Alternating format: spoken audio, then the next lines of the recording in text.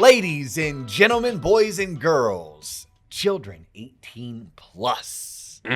You are tuned in to the Loan Officer Podcast with me, Dustin Owen, and my main man, JC. John Coleman. Dio, what's popping? Oh, man. I think, we got that kind of nailed now. Oh, we do. Yeah. We do. You know what we don't have nailed? Oh, God. Coming out of forbearance. Oh, okay. Yeah. All right. Yeah.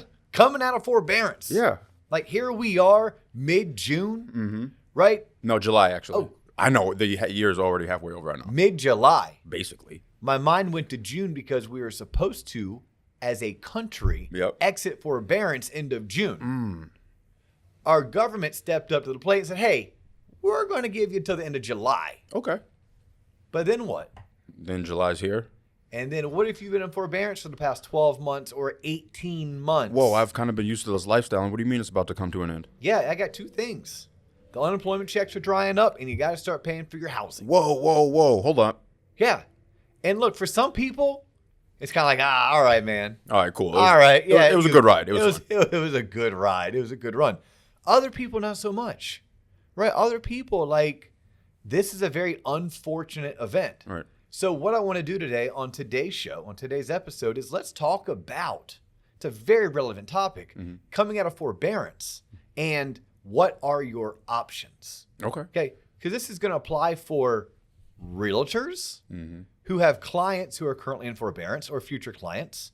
This is going to come to CPAs, financial advisors. They have clients who are homeowners, homeowners themselves, and loan officers. Yep. I think I basically just named 70% of the American populace. Yep. Meaning 70% of y'all tuned in right now, you're going to know someone who's currently in forbearance. They're going to be exiting forbearance. They're going to need to know what their options are. This show, the sole purpose of today's content is to explore, is to open the minds to understand these are some thought processes you should be having. These are some thought processes you should be sitting down with your spouse or significant other and discussing. You should be reaching out to your loan officer, your realtor. By the way, if you don't have a loan officer or a realtor, John Coleman knows them from Spokane, Washington to Key West, Florida, and everywhere in between. Reach out to this dude, and he can hook you up. I know a guy and a gal. You know a guy and a gal, and several of them. But if you don't know how to reach John Coleman, let me teach you. Let me instruct you. Let me show you the way. Okay. John Coleman is found on Google. Yes. He is John Coleman. Yep. Good luck. Good luck. He's also on LinkedIn, by the way. So I haven't updated my profile since I started working here, by the way. It may mention something about his Emmy in his profile. That's all I needed. Okay. I am Dustin Owen. If you can't get a hold of John Coleman, you can get a hold of Dustin Owen. I am on LinkedIn. I'm pretty easy to find. Yes. If you Google me, I'll probably pop up. And the reason why I'll pop up is because I'm the host of this show called the Loan Officer Podcast. This show is found on YouTube. It has its own YouTube channel at the Loan Officer Podcast. It's also on Spotify. It is on Apple Podcasts. It is on Google Play, and really anywhere you can find a podcast, it can be heard at the Loan Officer Podcast. Yep. Social media, yep, we got it. Facebook, LinkedIn, TikTok, and Instagram at the Loan Officer Podcast. Yes. That's how you find us. Well done. That's how you find John Coleman. Well done. And if you need our contact information, because maybe you don't have a loan officer, you don't have a realtor, you don't know a good financial advisor, but either you or someone you know is going to be exiting forbearance, and you have questions as it pertains to your options, and the conversation we had today was enough to get you started, but not enough to finish the task at hand, cool. Let us know. We will be more than happy to introduce you to someone that we know that can take it one step further. Smooth operator, Dustin. All right. Okay. So, just got out of forbearance. What next? What next? Okay, well, it depends on where you are. Because you're going to have multiple options when you are exiting forbearance. The first would be you love your home. You can totally afford it. But you've recognized since you've been in forbearance, mortgage rates have dropped substantially. You can save by refinancing your mortgage. You could potentially really save because you can refinance your mortgage to a lower rate, and you could potentially pull some cash out to consolidate some debt. Maybe during forbearance, you racked up some credit cards. Maybe you took on a home improvement project that you need to pay off. In order to refinance coming out of a forbearance, and by the way, this is assuming that you weren't making your payments. Believe it or not, there's some people that were under forbearance, but they still chose to make every single scheduled mortgage payment as required. So this is more for people who know I was under forbearance, therefore I was not making a mortgage payment. What you're going to need to do is make at least 3 mortgage payments before you can apply for a refinance. But if you like your house, you can afford your house, refinancing is going to be an option on the table for you. All right. Now, there's some people that they like their house, but they can't really afford it because of whatever transpired during the worldwide pandemic. Maybe they lost hours at work. Maybe they were laid off. Maybe they started a second career. Something happened that they no longer can afford the mortgage that they were in before the pandemic, but they love their house and they can afford a version of the payment. So what you'll be able to do is reach out to your servicer.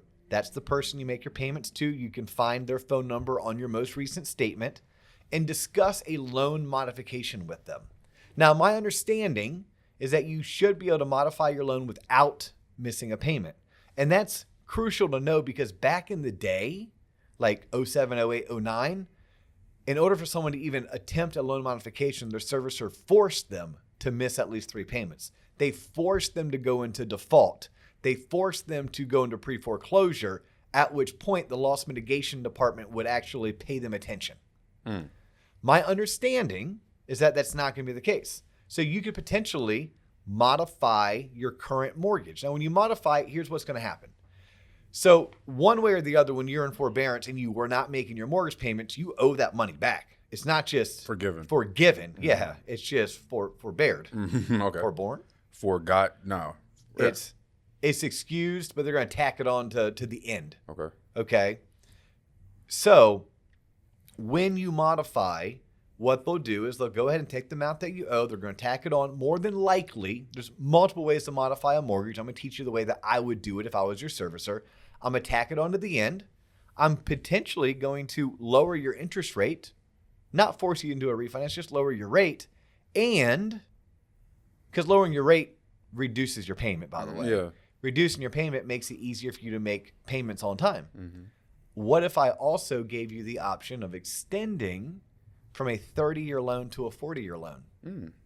Well, no different than a 60-month car loan is a cheaper payment than a 48-month car loan, which is cheaper than a 36-month car loan. Well, the payment on a 40-year loan is cheaper than a 30-year loan, which is cheaper than a 15-year loan. Now, some people may be like, hell no, I don't want a 40-year loan. Right.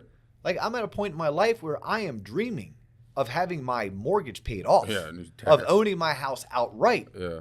And all you're going to do is extend that. I don't want to do it. Right. So if you're that person who has been in forbearance and you're trying to not go through a traditional refinance, but maybe have your loan modified, there's a chance that your lender doesn't have to put you into a 40-year. Maybe though they can do a 30-year term, but they can still lower your rate. Yeah. Now you're probably wondering, John, Of course. well, why would I choose a loan modification over a traditional refi? That's what I say. What's the difference? Like, What if you don't qualify? What if something catastrophic happened in your life and you no longer, because when you do a refinance, it's a requalification too. You got to run through It's everything. a brand new you start loan. over, AUS, all that stuff. Yep. Yeah, AUS, DTI, LTV, all of that stuff. We need your tax returns, your bank statements, your W-2s. Everything. Yes. But for some people to get the best terms, you're going to do a traditional refinance. Like, for example, what if you could do a traditional refinance and get a 3% rate on a 30-year fixed? On a loan modification, they're only giving you 3.75.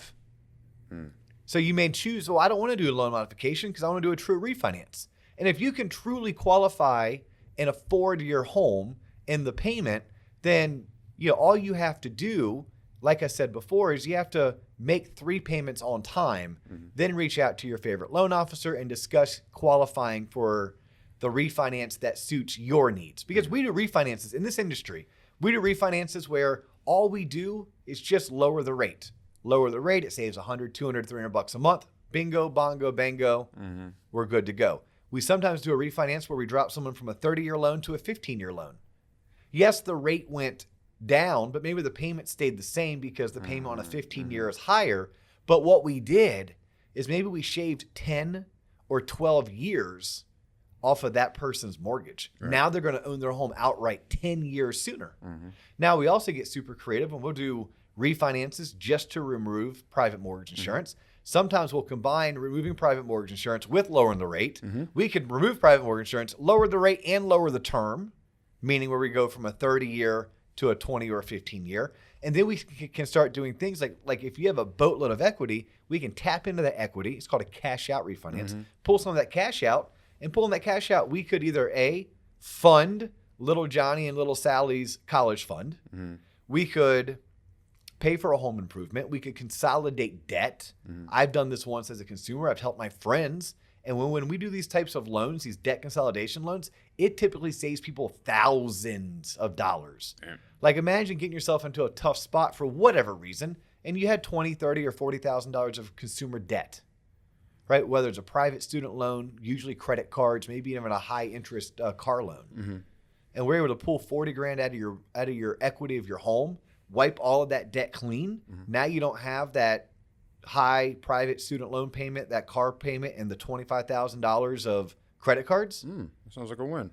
Oh yeah, you save people thousands. So a traditional refi, you can do all sorts of things. So people coming out of a forbearance, that's going to be an option. But here's what you have to know: you got to make three on-time payments before you can even be considered about qualifying for a refinance when you're coming out of forbearance.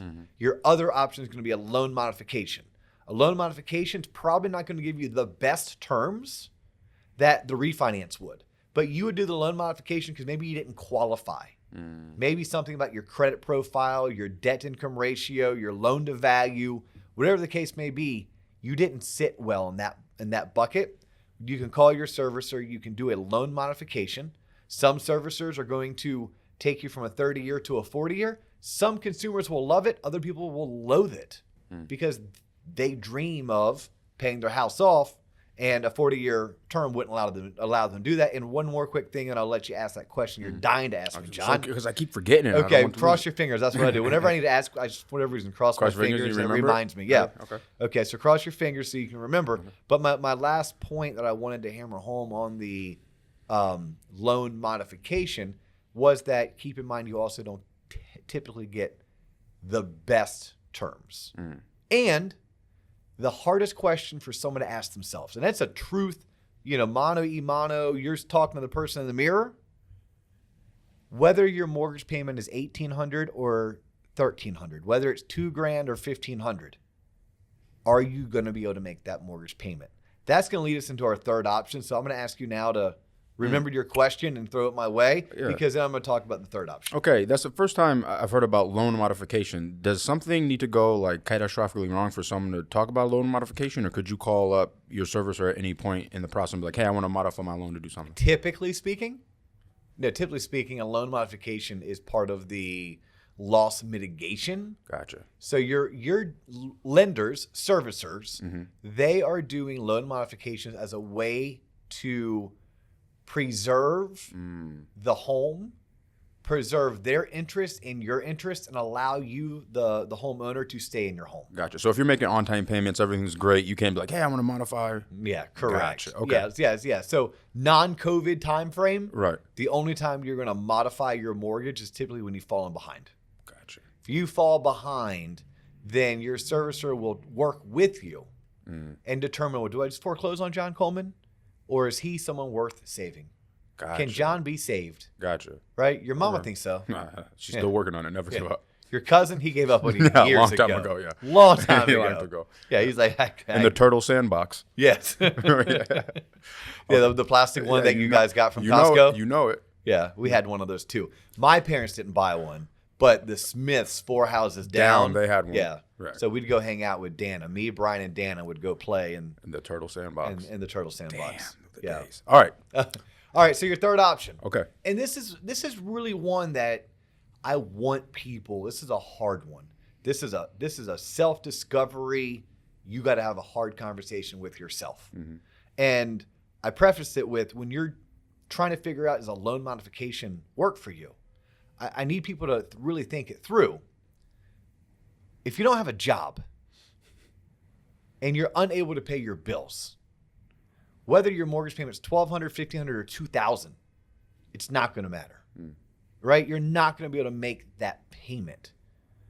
So I don't want someone to say, well, I'm going to do a loan modification, and it end up not going, Right. Their to square way. one. It's going to go like, right for here's what I do know about the market we're in right now.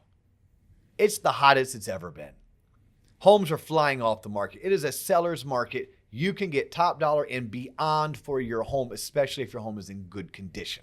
If you take care of your stuff, you take care of your home. I don't know, nor do you or anyone else know how hot the market's going to be in 3 months or 6 months or 9 months. Like, let's walk through that. What if someone said, I want to hold on to my house. I don't want to move. I'm going to do a loan modification because maybe that $500 savings, because it took me from a 30-year loan to a 40-year loan because I dropped my rate, I can now afford it. But if your income was cut in half, if your spouse lost their job, I don't see how that's possible. And you're delaying the inevitable. You're taking a huge risk that assumes you're going to be able to get top dollar for your home 6 months from now, that the market's going to be just as hot.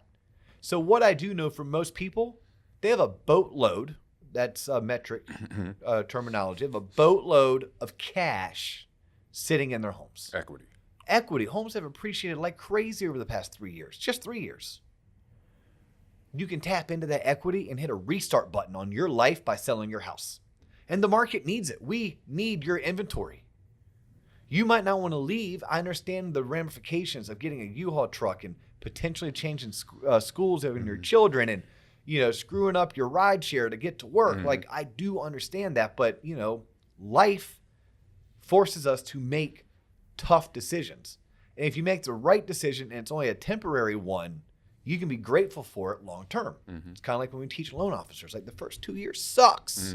But if you can grind it out, embrace the suck and hustle, and every day get 1% better, and every day put one foot in front of the other, years 3 through 30, you're going to be so grateful that you put in those 2 years. There's going to be people listening who know people. Sell your house, put it on the market, get top dollar. Whether it's $15,000 you get to net and walk away, $30,000, $50,000, $100,000 you get to put in your pocket. For most people, whatever dollar amount that I just named, that's life-changing. So if you come out of forbearance and you do nothing, let's say like, hey, I'm out of forbearance and you don't. Yeah, and you can't afford your house, regardless if your payment's $1,200, $1,800, or $2,000. You can sell your house. Call your local realtor. Again, if you don't know one, call John Coleman. He'll hook you up with one, right? Call your local realtor. Have your realtor come out. They can put a sign in your yard. They can put you up in the MLS. You have multiple offers in most homes. You can get your home sold, pocket that equity you have, and use that money to put yourself in a better situation for the long-term future. Again, it could be $15,000. It could be $30,000. It could be $100,000.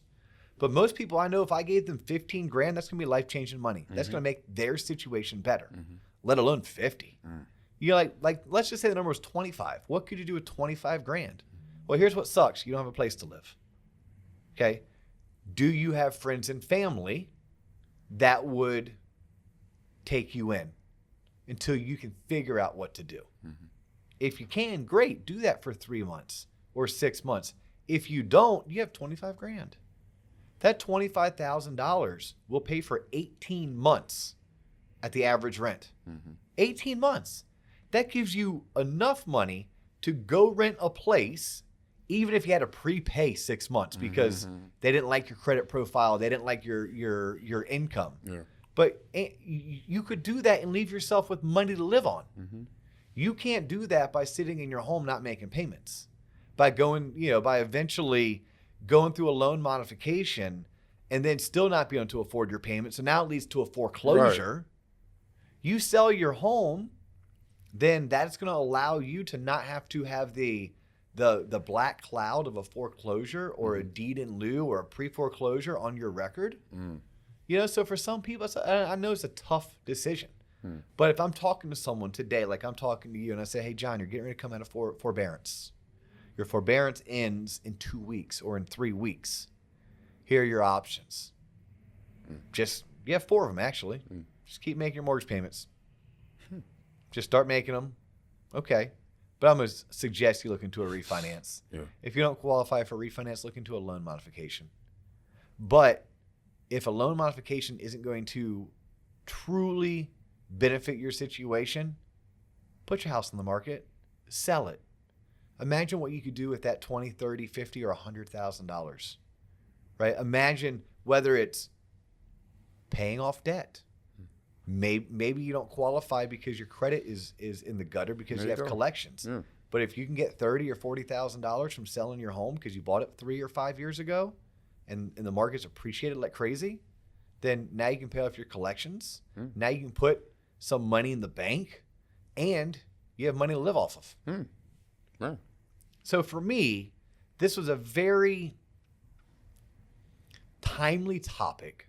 It's not the most fun topic, but I think it's the most helpful topic. It's a topic that needed to be discussed. So therefore, you and I spent our 20, 30 minutes this afternoon laying it out. I hope people enjoy it. And if you like stuff like this, we have a whole catalog, a whole entire catalog. If you're tuning in for the first time, please like us, share us, give us a 5-star review, comment, and check out the 130 plus episodes we have. I understand that not every episode is going to be for you. John gets that you're not going to like all of the promos that he does. But his promos are funny, our episodes are good, and they're meant to be helpful. Yes. Our end goal, our ultimate goal, is to discuss everything you should have learned in high school but didn't because it wasn't taught. Yep. A lot of the things that we talk about are basic financial principles, basic entrepreneurial principles, basic sales principles, life skills.